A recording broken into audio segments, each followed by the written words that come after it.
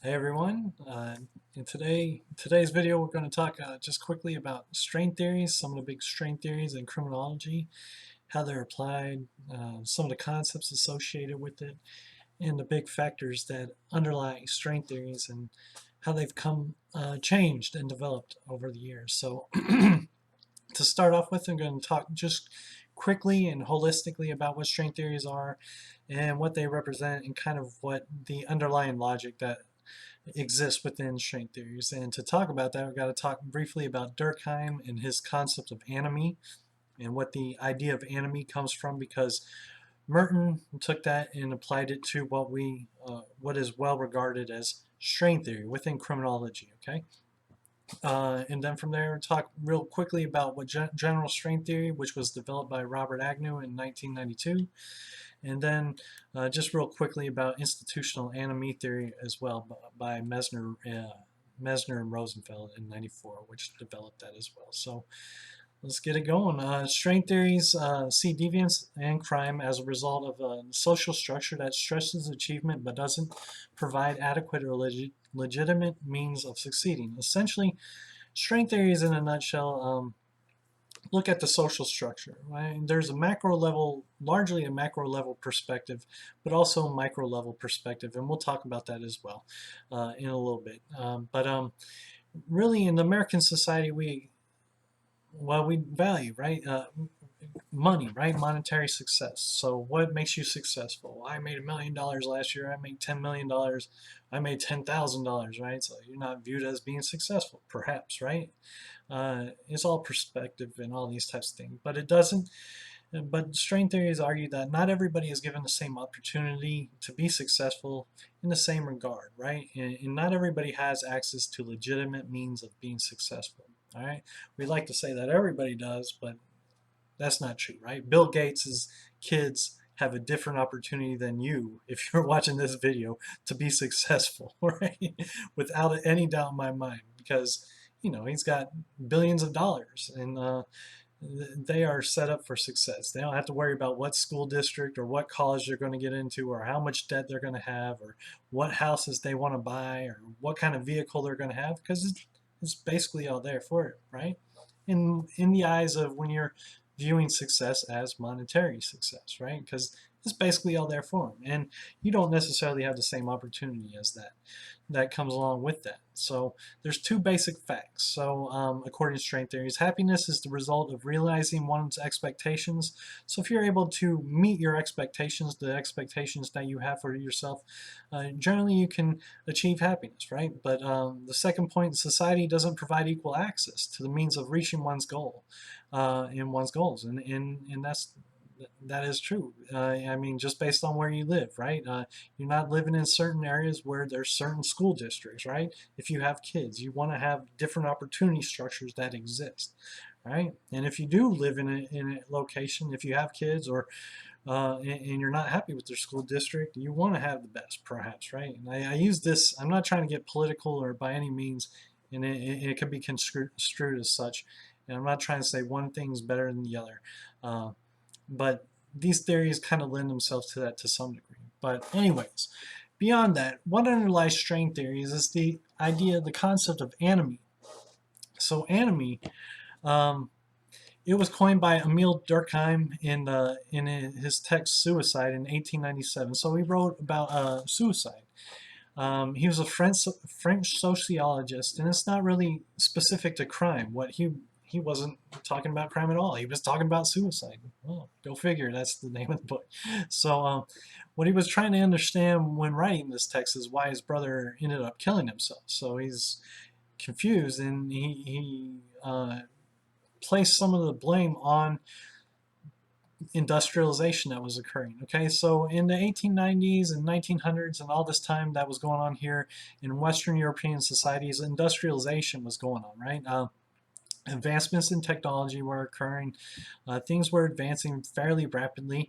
It was moving from an agrarian or agricultural society to more industrialized, right? And all these big businesses. And he said that um, those individuals who aren't able to make that adjustment, make that change from this agricultural, a quieter, simpler lifestyle to this more industrialized, being working in factories and developing in all these things, it creates this normlessness, right? And people are inadequate, unable to adequately regulate their emotions and their behaviors and those types of things. So that's what this state of anomie is from Durkheim. So if someone asks you what's a Durkheimian perspective on anomie theory, it's essentially normlessness, right? It's inadequate regulation. And he was speaking specifically to suicide. He was trying to explain why people were committing suicide. And this theory, from this perspective, has been tested. It's been tested in countries where, like the fall of the Soviet Union, right? Suicide rates might go up. If there's a significant change in the government and significant things occur, people might not know their place, and it creates a state of normlessness. Perhaps a pandemic's going on, right? And there's this state of normlessness going on. You can't go outside your doors, you can't go to the stores, you can't go eat at a restaurant or whatever, to a bar, and all these types of things. It's going to create a state of normlessness for a lot of folks, and perhaps the suicide rates will go up. I don't know. It's worth testing, right? So it occurs because of rapid social change. So remember that, right? Anomie, the state of normlessness, occurs during eras of rapid social change. All right, so when society is rapidly changing, people aren't necessarily able to make that adjustment, and thus you get suicide rates to increase because of the anomic state that is produced. All right, so this was in the 1800s, 1890s that he coined this concept and developed it, and took it from there. So Robert Merton, in the 1930s, he took the idea of anomie and expanded it to what we refer to as strain theory within criminology, right? It's Merton's strain theory, essentially. So he argued that anomie was a disjuncture between culturally accepted goals and a means to achieve those goals. So, right, we have the goals of monetary success in the United States, but not everybody has the same opportunity to achieve those goals. And as a result, Merton theorized that within his strain theory, that in the aggregate, in the macro level, the American society is conducive to producing an economic state for a lot of individuals because they don't have the same opportunity to essentially be successful, right? Now, you can agree to disagree with that, that's fine, but that's not really what the point of the theory gets at, right? And really what it integrates is the idea of the American dream. So American society presents everyone with the goal of achieving material success, but limits access to the means for achieving those goals. So as noted earlier, when I was talking about strains just in generally, right, we value having money, right?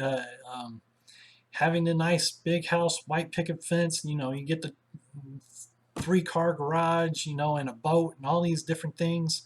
That's what is perceived as being successful in this society, right? Perhaps that's why you're here in school, or getting your degree, or advancing your knowledge, or watching this video, right? Not that, some people probably actually care about learning this, but there's an end goal, right? To get a promotion, to get the job that you want, to get all this, to get another, a pay raise, essentially, all right? So that's what is perceived as success. But not everybody has the opportunity to achieve those goals because there's limitations that are going to be in place. Right? So there's macro level, and that's more of the macro level perspective of this theory, right? And it does look, it's not really a full-on attack on capitalism. Some people might take it as such, but Merton wasn't necessarily doing that. That's more, a Marxist perspective that comes, a couple decades later, really, and when it's applied to criminal justice and criminology and the Marxist perspectives.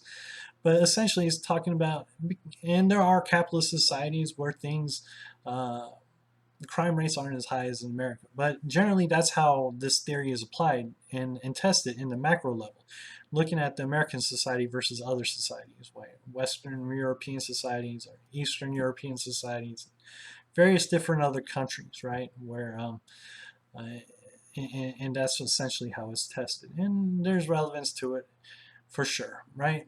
But Merton not only had a macro level perspective, so I suggest that y'all go read Robert Merton's 1938 article, because he outlined the micro level perspective as well. And he talked about 5 different modes of adaptation, or ways an individual may respond to crime, right? The choice of adaptation varies from individual to individual. The most common response is conformity. So if you look here, what a conformist is, they value legitimate cultural means. All right, so profession, getting a job, getting an education, and working towards that, and the legitimate goals, and getting money. So this is what general society will do, right? They'll conform to those goals, they accept those goals, and they use the means allotted to them to achieve those goals, right? So you go to school, you work in your profession, you try and get promoted and work your way up the ladder and all those types of things, and then you'll realize a part of that American dream, right? Other modes of adaptation he talked about is in conformists are, I probably said this multiple times, is the most common response. Ritualist, they accept the cultural means like getting a job, having a profession and getting an education, but they don't necessarily value the American dream, right? There's other things at work there. For innovators, this is where you're going to start to see a lot of crime occurring, okay? For innovators, they reject it. That's a negative sign. I know this is kind of fuzzy. They reject having to get an education or work your way through it, but they value the American dream. This is where you'll see like drug dealers and those types of things, and people like scamming other individuals. Gotta get money. Don't necessarily use the legitimate ways society says that we should. Retreatists reject both. Essentially, this is where you'll see people who, according to Merton, people that are drug addicts or alcoholics, they might be retreatists. They reject the cultural means and the goals, the value system as well. Perhaps someone who's homeless might fall into this mode of adaptation. In a rebel or revolutionary, these would be considered as extremists, right? People that highly, are anarchists or perhaps terrorists or anything like that. And it's very rare, all right, to have that. Well, perhaps not so much anymore these days. But anyways, these are the 5 modes of adaptation. They've been tested. I've known very smart individuals and been exposed to very smart individuals who weren't happy that Merton actually put this into his string theory when he wrote this in 1938. And they've studied string theories at length and in depth. They were more content with him just keeping a macro level perspective and not keeping it micro. But this still exists within there, and it has been tested. And to some degree, he tried to develop a typology at the micro level, the individual level, to explain it. Okay. So that was 1938. And string theory has come a long way since, and it's been tested and changed and developed and validated to some degree. There's flaws within anything, and data sets have changed and all that type of stuff. But anyways, one of the significant developments was in 1992. Robert Agnew developed his general strain theory, right, and published this. It suggests that strains can arise from additional sources. So he wasn't necessarily concerned so much with anomie. He was looking at strains themselves. So according to Durkheim, anomie occurs when rapid social change occurs. For Merton, anomie happens when there's a disjuncture between culturally acceptable goals and means to achieve those goals, a disjuncture between those two. What a disjuncture means is a disconnect. It's not the same or for everyone. But Agnew was focused specifically on strain. All right, he was looking more at behavioral and stress literature and all these types of things. So if you read Agnew's 1992 General Strain Theory article, which I suggest, he lays these premises out. And this theory has been developed extensively. I think in 2001 and 2013, he's come back and revitalized it and added to it and adjusted as well. So strains come to rise from additional sources. So the first source, failure to achieve positively valued goals.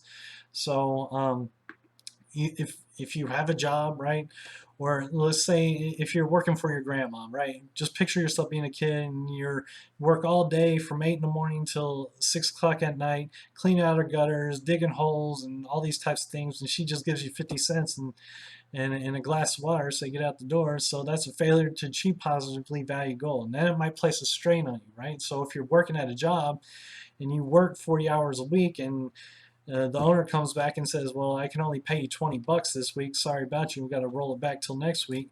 that you're not realizing the positively valued goal that you had set for you. All right. So the second source of strain is the removal of a positive stimuli. So, in the context of youth, if a parent dies, or if you know they lose the house, a fire happens, or the bank forecloses on the house, and then you're all of a sudden homeless. That's all positive stimuli, right? And those things can cause a strain on an individual. Introduction of a negative stimuli would be something like being victimized, right? Maybe bullying, maybe being assaulted, maybe being sexually assaulted. That's an introduction of a negative stimuli, right? And that will influence a lot of things. All right. Agnew also described the characteristics of strains that are most likely to lead to crime. So there are certain characteristics associated with certain strains that Agnew theorized were more prone to leading to criminal behavior. So he's got a list of it. Some argue that the, the theory is kind of vague in that way, and that's what one of the inadequacies of general strain theory, and it is extensive, and it's not parsimonious as some would argue that theory should be, and all these types of things, and it's been developed a lot. But if you read through his literature, he talks about various characteristics that are more likely to lead to crime, and he doesn't say that all these strains are going to, in fact, result in crime. It just increases the likelihood. Okay, it opens the door for the opportunity to exist. So in a nutshell, this is really what the theory looks like. So it says strain causes a negative affective state, such as anger or depression, and that leads to delinquency. So this is really a micro level theory. It applies specifically to individuals, the individual themselves. So we can take these strains, these three sources of strain. Failure to achieve positively valued goals. You work 40 hours, you get 20 bucks, all right, in a week. Well, that's going to make somebody probably real angry, maybe depressed. Maybe they go, you know, throw a brick through the store owner's window, go rob the individual, whatever, go in all these different things that could occur, right? Because that's straining. So I work 40 hours, I'm going to get pretty angry, right? If they're not paying me the way I should. So a removal of positive value stimuli, removal of a positive stimuli, that can be a strain. So if a child loses their parent, or if their house burns down, might get depressed, might be angered, and all these types of things. There's an internalizing component here, and that will result in the delinquency. And the final one, introduction of a negative stimuli. Perhaps if they're being bullied at school, they might get angry and sad. They might resort to drugs. They might go take a gun and shoot somebody. I don't know.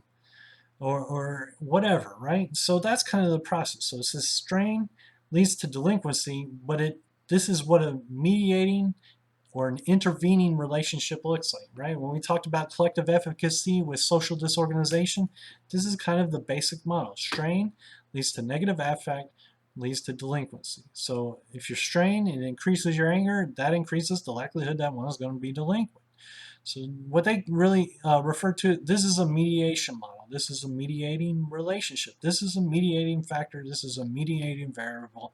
In the general strain literature, you'll hear often referred to as a conditioning factor or conditioning variable.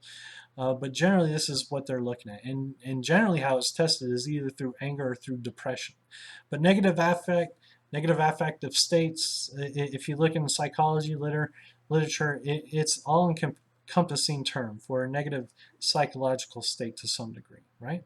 So that's really the causal process. And it's not looking at enemy, it's not looking at this large scale societal picture, it's a micro level theory and it applies to individuals, okay? One more take. I'm just going to really quickly go through, hopefully quickly, I know this video is going a little long, through institutional enemy theory. So this theory comes about by Mesner and Rosenfels in 1994.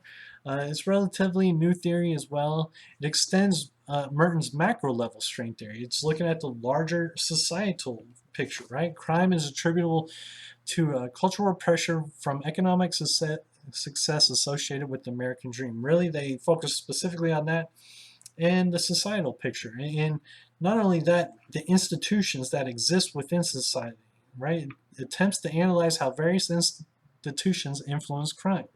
Because we have a priority on economic over non-economic institutions within the American society, for sure, right? So how it's generally tested is the polity, is churches, essentially schools, and all these other different institutions to see like these supposedly economic institutions placing a value on something else other than money, right? Which is probably what you would be getting at a church and should be getting at a church. I don't necessarily know that's always happening within schools, right? Because schools, what are you going to school for, right? So you can get a job. Why? Right? You not go to school because you want to learn. I always do this, but maybe you are, and then you're probably one of the few rare ones, right? But everybody wants to go to school and they go to get their degree, get their advanced degrees and all that type of stuff so they can get their promotion, so they can get a pay raise. So schools in themselves are somewhat an economic institution as opposed to a non-economic institution. But that's a whole different discussion. You should look into this theory if it's interesting to you. But churches themselves, like a priority, right? Prioritizing spending time with people, helping those who are disadvantaged to some degree, or helping your brother or sister, and all these types of things, and collectively moving forward, right? And then you have a different priority system as opposed to, well, I gotta get money, I gotta get this, I gotta get that.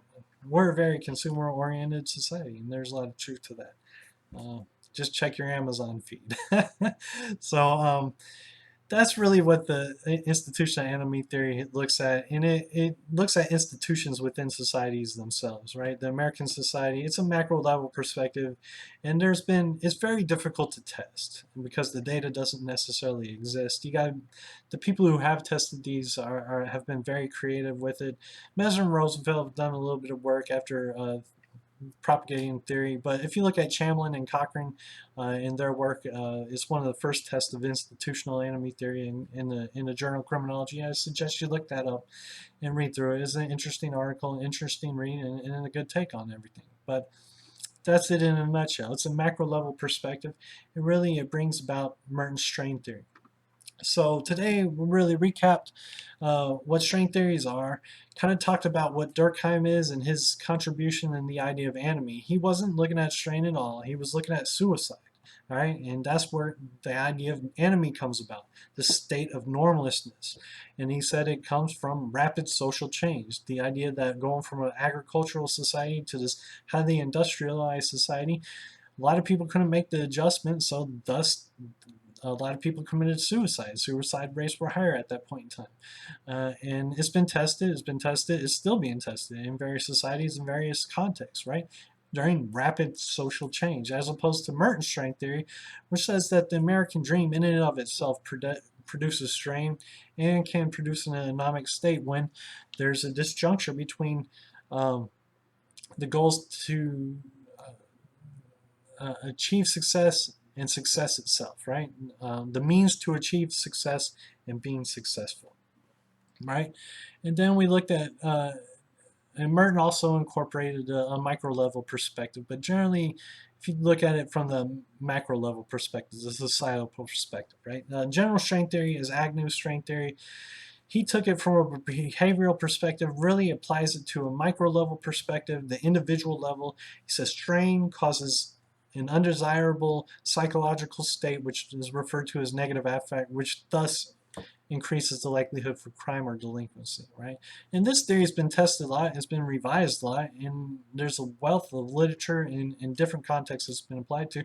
It's shown to be very good at explaining crime through this process when assessed appropriately. Institutional enemy theory is really looking at, it's a macro level perspective theory. It brings back Merton's strain theory and the American dream, and really looking at how institutions within society can either buffer it or enhance it, enhance the likelihood of this occurring. So that's essentially all we talked about today, and I appreciate y'all making it this far if you did. So y'all have a good one, okay?